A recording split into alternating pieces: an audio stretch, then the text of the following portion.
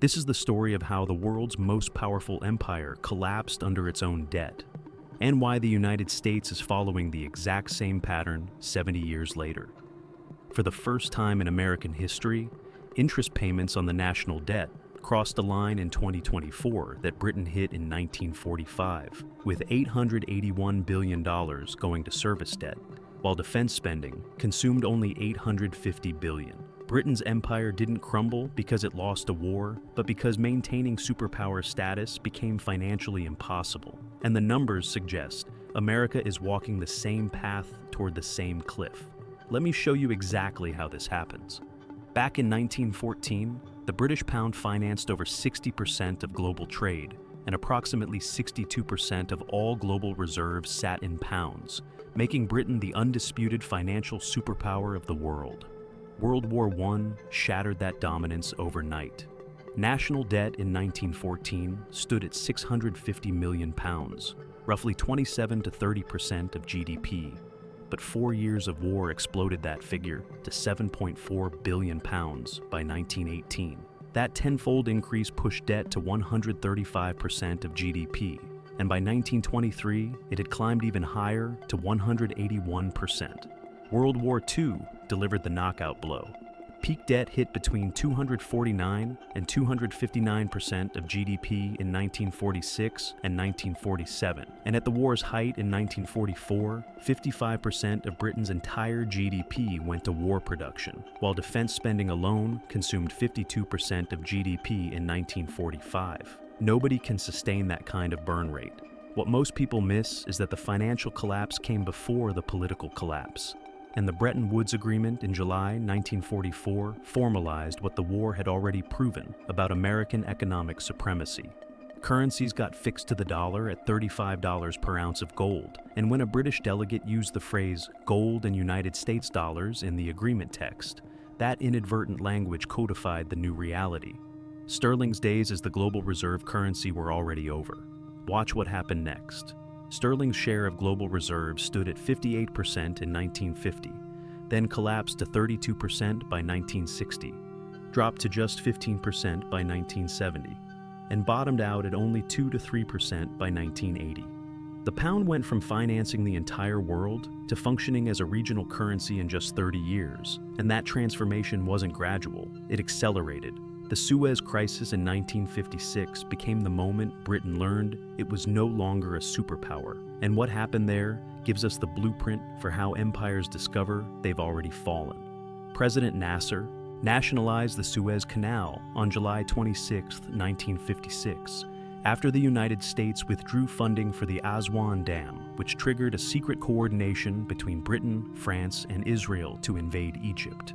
Israel invaded Sinai on October 29th, Britain and France followed on October 31st, claiming to be peacekeepers, and the military operation succeeded. But here's where it gets interesting. President Eisenhower wasn't having it, and America's response devastated Britain without firing a single shot. Eisenhower blocked IMF assistance, threatened to sell U.S. holdings of sterling bonds, refused oil deliveries until Britain withdrew, and publicly condemned his allies at the United Nations, turning what looked like a military victory into a financial catastrophe. Britain accepted a UN ceasefire within days. Prime Minister Anthony Eden resigned 3 months later, and the lesson became crystal clear. Britain could no longer act independently when America said no. An empire that had ruled a quarter of the globe discovered it now required American permission to act anywhere in the world. Everything unraveled fast after that. Britain announced its East of Suez withdrawal on January 16, 1968, and by the end of 1971, approximately 60,000 British troops had pulled out of Malaysia, Singapore, Aden, and the Persian Gulf.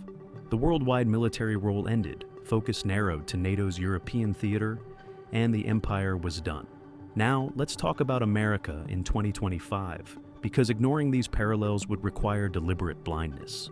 The US dollar's share of global reserves peaked at 71.1% in the year 2000, but by 2024, it had fallen to 57.8%, the lowest level since 1994.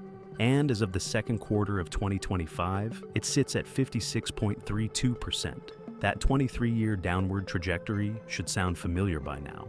America's national debt as of December 3rd, 2025 stands at $38.4 trillion, with a debt-to-GDP ratio of 123%. Britain's ratio peaked at 249% in 1946, which sounds worse until you notice the critical difference. British debt peaked after 2 world wars ended and immediately began declining, while American debt keeps rising with no war that just ended and no peace dividend anywhere on the horizon. Remember that $881 billion interest payment from the beginning? That figure now represents the 3rd largest category of federal spending and consumes 23% of all government revenue.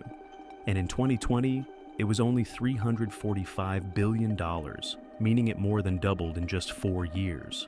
Projections show interest crossing $1 trillion by 2026, reaching $1.8 trillion by 2035, and becoming the single largest federal budget category by 2051, when it exceeds even Social Security. China has dumped U.S. Treasury holdings from a peak of $1.32 trillion in 2013 and 2014 down to $759 billion in December 2024, marking a 43% reduction with 9 consecutive months of declines throughout 2024. Russia-China bilateral trade settled in local currencies jumped from 25% in 2021 to 92 to 99% in 2024. And the de-dollarization everyone said would never happen is happening right now. And there's more. All 3 major credit rating agencies have now downgraded the United States for the first time in over a century, with S&P cutting the rating in August 2011, Fitch following in August 2023, and Moody's, the last holdout, finally downgrading on May 16, 2025. Moody's cited continued debt growth, rising servicing costs, and projected federal deficits hitting 9% of GDP by 2035 as the reasons for the cut. Military spending tells the same story Britain's numbers told. American forces maintain at least 128 military bases across 55 countries, and the Brown University Costs of War project puts total post-9/11 war costs at approximately $8 trillion, with Afghanistan costing $2.3 trillion, Iraq running $1.9 to $2.1 trillion, and interest on war, borrowing already at $2.2 trillion, with another $6.5 trillion projected by 2050. Those long-term costs rival Britain's war debts in scale relative to GDP. Britain couldn't afford its empire when the bills came due. Whether America can still afford its global footprint remains the open question. So, what makes 2026 the year to watch? Nearly $9 trillion in maturing debt must get refinanced throughout 2026, which means half of all outstanding debt matures by that year and will roll over at today's higher rates rather than the rock-bottom rates from the past decade. The Congressional Budget Office projects the fiscal year 2026 deficit at $1.7 trillion or 5.5% of GDP, but that's only if the 2017 tax cuts expire on schedule. Extending them without offsets adds $4.6 trillion over the decade and pushes debt to 129% of GDP by 2035. Ray Dalio, who founded Bridgewater Associates, said in December 2025 that we have a breaking down of the monetary order, and noted that such times are very much like the 1930s. He assigns this potential crisis a 20% probability, and he's quick to point out that's still too high for comfort. Kenneth Rogoff told the Davos Summit in January 2025 that both parties in the United States seem to think that debt is a free lunch. And he made that observation while noting that interest now exceeds the entire defense budget. History teaches us that Britain's decline unfolded over decades rather than years, with the pound losing reserve status gradually from 1914 to 1980. And the Suez Crisis didn't cause that decline. It revealed a decline that economic fundamentals had already locked in. The crisis simply became the moment when everyone realized what had already happened behind the scenes. America in 2025 shows the same early-stage warning signs Britain exhibited in the 1920s and 1930s. Debt accumulates with no clear reduction path. Manufacturing has hollowed out to 9.98% of GDP. Interest payments consume resources needed for power projection, and a rising challenger power exploits every gap in American capability. The question isn't whether America is declining anymore. The fiscal mathematics have already settled that debate. What remains unknown is whether this will follow Britain's managed 30-year descent or turn into something faster and messier. Britain managed its debt only by achieving growth that exceeded interest rates, and they pulled that off through what economists call financial repression, holding interest rates below inflation for 24 of 30 years.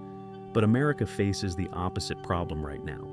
Interest rates often run higher than projected growth, and no inflation strategy exists that wouldn't destroy the dollar's reserve status in the process. That 2024 crossing point where interest exceeded defense spending mirrors Britain's post-war squeeze, when debt servicing consumed the resources needed to maintain the empire that had created the debt in the first place. Whether 2026 becomes America's 1956 moment depends on factors nobody can predict yet. What the historical record shows beyond any doubt is that these transitions accelerate faster than the people living through them ever expect. Britain went from global superpower to IMF bailout case in 30 years, and the empire didn't end with a bang or a war or a dramatic collapse. It ended when an accountant's spreadsheet showed they simply couldn't afford it anymore. That's the pattern playing out right now, and America is following it step by step.